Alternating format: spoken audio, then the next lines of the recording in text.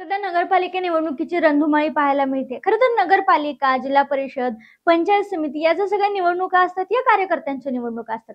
आता या निवडणुकीत नेते कार्यकर्त्यांसाठी झटतात, पण आता या कार्यकर्त्यांच्या जीवावर मोठ्या झालेल्या नेत्यांनी कार्यकर्त्याला बाजूला सरून आपल्याच घरातले नेते तयार करायला सुरुवात केली. मी असं का म्हणतेय? याचं कारण आहे जळगाव जिल्ह्यातील 4 नगर परिषदांमध्ये नगराध्यक्ष पदासाठी नेत्यांनी आपल्याच घरच्या लोकांना निवडणुकीच्या रिंगणात उतरवलंय. बरं, हे आपल्याच घरातील नेत्यांना तिकीट देणं अजिबात वाईट नाहीये.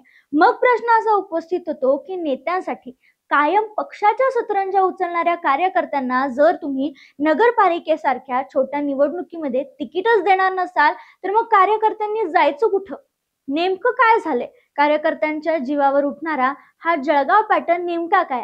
चला पाहूयात. नमस्कार, मी संजना. कट टू कट मध्ये आपलं स्वागत. महाराष्ट्राचा इतिहास पाहिला तर असे अनेक नेते ज्यांनी अतिशय सुरुवातीपासून राजकारण केले, ज्यांना कोणताही राजकारणाचा वसा वारसा लाभलेला नाहीये. यामध्ये शरद पवार, यशवंतराव चव्हाण, प्रमोद महाजन, गोपीनाथ मुंडे, नरेंद्र मोदी, अमित शहा अशी अनेक नावं घेता येतील.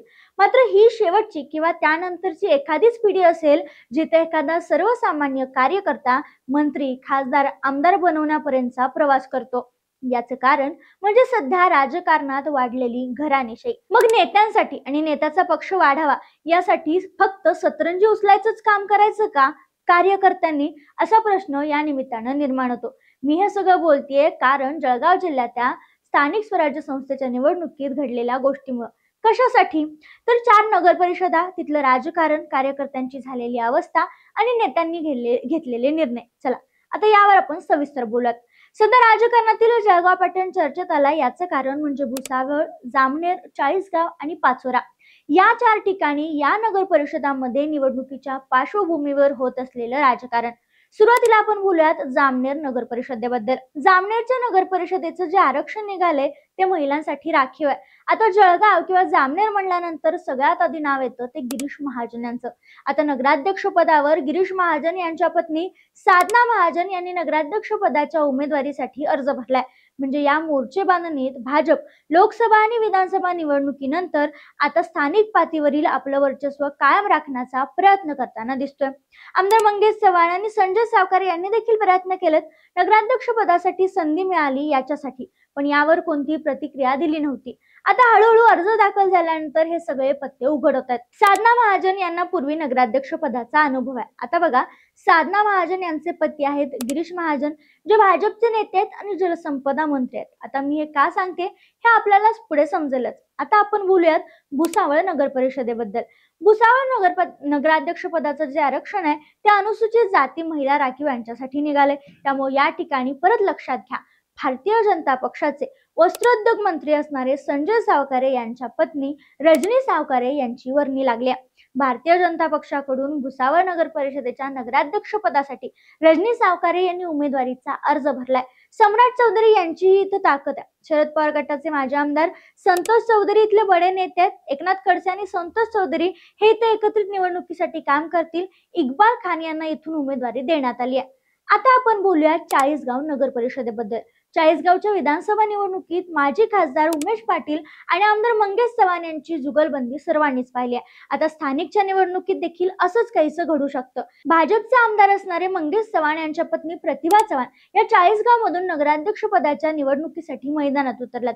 त्यांनी आपला उमेदवारी अर्ज दाखल केलाय. मोठे शक्ती प्रदर्शन यावेळी त्यांनी केलं. आपल्या पत्नीला उमेदवारी मिळावी यासाठी मंगेश चव्हाण यांच्या हालचाली गेल्या काही दिवसांपासून वाढल्याचं बघायला मिळालं होतं. दुसरीकडे शहर विकास आघाडीने राजू देशमुख यांच्या पत्नी माजी नगराध्यक्षा पद्मना देशमुख यांना नगराध्यक्ष पदासाठी उमेदवारी दिली. त्यामुळे आता चाळीसगावच्या नगराध्यक्ष पदाच्या निवडणुकीत भाजप आणि शहर विकास आघाडी यांच्यात चुरशीची लढत बघण्याची शक्यता नाकारता येत नाही. आता बोलूयात पाचोरा नगर परिषदेबद्दल. पाचोऱ्यामध्ये घराणेशाही आहे. तसेच दोन्ही आजी माजी आमदार समोरासमोर येणार असल्याची चर्चा चांगलीच रंगली आहे. याचं कारण म्हणजे शिवसेना शिंदे गटाकडून विद्यमान आमदार किशोर पाटील यांनी आपली पत्नी सुनीता किशोर पाटील यांना उमेदवारी देण्यासाठी प्रयत्न केलेत. शिवाय त्यांचा मुलगा सुमित पाटील हे प्रभाग क्रमांक 9 मधून नगरसेवक पदासाठी रिंगणात उतरलेत. दुसरीकडे त्यांच्या विरोधात भारतीय जनता पक्षाचे माजी आमदार दिलीप वाघ यांच्या पत्नी सुचिता दिलीप वाघ या देखील उभारल्यात. तसेच त्यांचा मुलगा भूषण वाघ याला प्रभाग क्रमांक 1 मधून तर पुतण्या सूरज वाघ याला प्रभाग क्रमांक 10 मधून नगरसेवक पदासाठी उमेदवारी देण्यात आली. आता ही सगळी समीकरणं अशी आहेत, त्यामुळे पाचोऱ्यात घराणेशाही होत असल्याची टीका सध्या मोठ्या प्रमाणात केली जाते. आता ही जळगाव बद्दलची सगळी समीकरणं तुम्हाला कळाली. आता याचाच जळगाव पॅटर्न आहे अशी चर्चा सुरू आहे. महाराष्ट्रात खरं तर अनेक ठिकाणी घराणेशाही दिसून येते.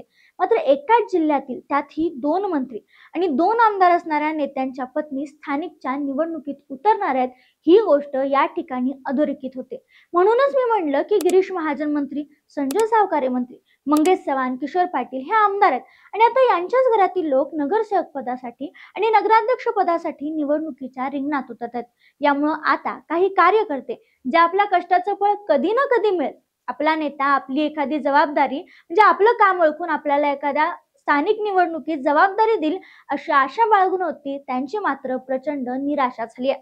आमदारकी आली म्हणजे यांच्या घरात आणि आता नगर परिषद निवडणूक आली म्हणजे मोठं पद परत त्यांच्याच घरात. सर्वसामान्य कार्यकर्त्याला केवळ पक्षाचं काम करायचं आणि मतासाठी राबायचं की काय? आमदारांना आमदारकीसह नगराध्यक्षपदही कुटुंबात असावं. कार्यकर्त्यांच्या संधीवर पाणी फिरलं गेलं. मतदारांनी अशा घराणेशाहीला मूठमाती देत आपली जागा दाखवा अशी प्रतिक्रिया सध्या नाराज झालेले कार्यकर्ते व्यक्त करतात. या सगळ्यामुळे झालंय काय तर बघा, याच स्थानिकच्या निवडणुका आहेत ज्या आमदार आणि मंत्रिपदापर्यंत गेल्यात, या स्थानिक पातळीपर्यंत मर्यादित राहिलेल्या नाही आहेत. त्यामुळे इथं प्रत्येकाची राजकीय कसोटी लागणार आहे. प्रत्येक जण आपल्या वर्चस्वासाठी, आपलं वर्चस्व निर्माण व्हावं यासाठी प्रयत्न करणार आहे. पण या सगळ्यात एक प्रश्न असा की पक्षवाढीसाठी, नेत्यांच्या यशासाठी, समृद्धीसाठी जीवाचं रान करून काम करणाऱ्या कार्यकर्त्यांचं काय? की आयुष्यभर फक्त सतरंजी उचलायचं काम प्रत्येक कार्यकर्त्यानं करायचंय? नक्कीच आपल्या कुटुंबातील मी उल्लेख केला त्याप्रमाणे लोकांना उमेदवारी देणं चुकीचं नाहीये. पण इतक्या वर्ष कोणती अपेक्षा न करता एखाद्या कार्यकर्त्याला मनापासून गोष्टी करायच्या असतील, समाजसेवा करायची असेल तर त्याला दुर्लक्षित करणं कितपत योग्य आहे? मग यात चूक कोणाची? सच्च्या दिलानं काम करणाऱ्या कार्यकर्त्याची की आपल्याच कुटुंबातील उमेदवारी देणाऱ्या नेत्यांची?